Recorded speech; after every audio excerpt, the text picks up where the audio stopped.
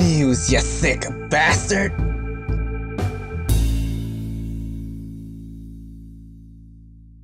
So for the last 2 weeks, I've been doing this segment where I talk about a survey from old people over 60. Old, so old, I know. Oh, man. Believe me, there's some awesome... Anyway, that's not the point.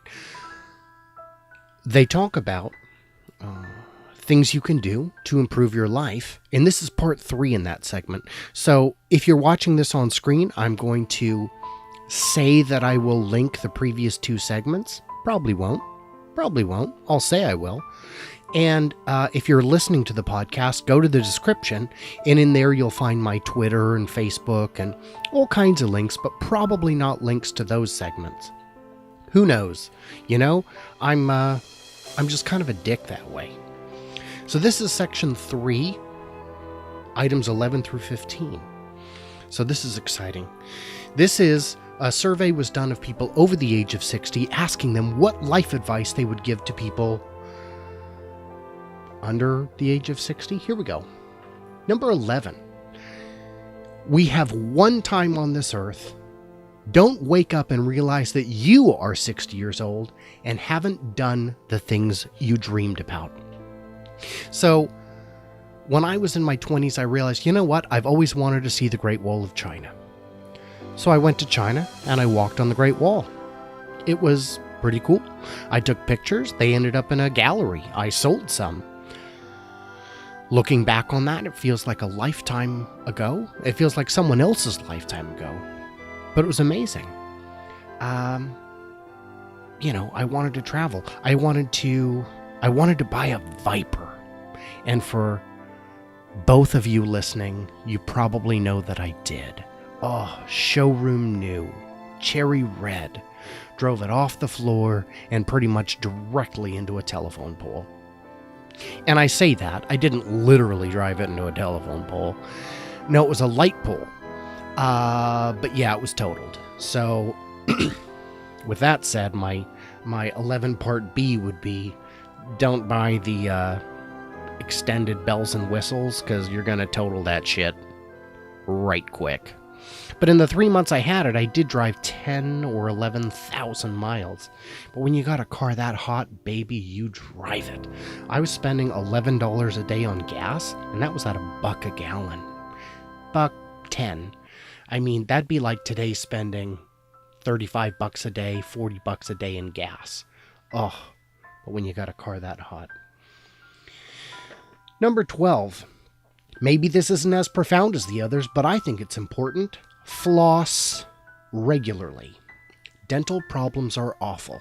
So I should clarify, floss doesn't mean wear a G-string, although if that's your thing, you can do it. They just get really gross. Floss regularly. I can't tell you how many times I've flossed, or I've brushed my teeth, and then I floss, and I'm like, holy crap, there's still more shit in my teeth. In my tooth. I only have one tooth anymore. Number 13, don't take anyone's advice as gospel. You can ask for advice from someone you respect, parent, religious leader, scientist. Then take your situation into consideration and make your own decision. Essentially, take your own advice is my advice. So, you can say, well, things aren't going well with my girlfriend. Should I propose to her? You might get someone you love and care about very much saying, you know what, you should. That'll fix it. But that doesn't mean it's the right thing to do. Consider the source. You know, my mom was married 3 times, so I never asked her for relationship advice. You know, you've got to do your own research. I've asked people I love and trust very much about political matters, only to find out later that they were willfully lying to me, that they were telling me things they knew were not true because they just wanted me to support their cause. Forget that. So make your own decisions. Ask for advice. Definitely ask for advice. if there's one piece of advice I could have given to myself when I was younger, it would be to ask for more advice. Doesn't mean you have to take it, but you should definitely consider it. Number 14, stuff is just stuff. Don't hold on to material objects. Hold on to time and experiences instead. When people ask me, hey, birthday's coming up, holidays coming up, what should I get your kids? I say, get them experiences. I don't need more toys. Oh my God, we've got probably 10,000 toys in the house. No, I asked for experiences. And last year, my sister got us passes to the Museum of Flight. Wonderful. Took the boys, they loved it. Went a second time because they got us a year's pass, a captain's membership. Seattle Museum of Flight. Absolutely wonderful. No, that's great. Experience. You know, get us gift cards to a restaurant we wouldn't go to. You know, these are things that we don't need more stuff. And if somebody steals your favorite CD or your Nirvana t-shirt, let it go. It's just stuff. Remember it. Remember that that's a person who would do that sort of thing, but let it go.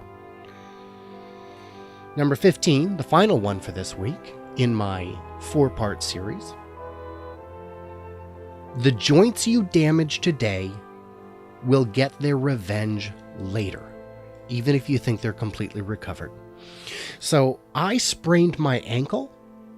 As you get older, you learn that there are different limitations on your physical activity. And I found that my comfort zone is just this side of walking. I was walking out my driveway, stepped on black ice, bent my ankle back.